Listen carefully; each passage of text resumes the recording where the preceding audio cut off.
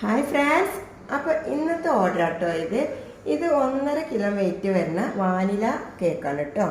അപ്പോൾ ഇതിന്മേൽ ചെയ്തിട്ടുള്ളത് ഫൗണ്ടൻ വർക്കുകളാണ്. വൈറ്റും ബ്ലാക്കും കോമ്പിനേഷനിലാണ് ചെയ്യാൻ വേണ്ടി പറഞ്ഞത്.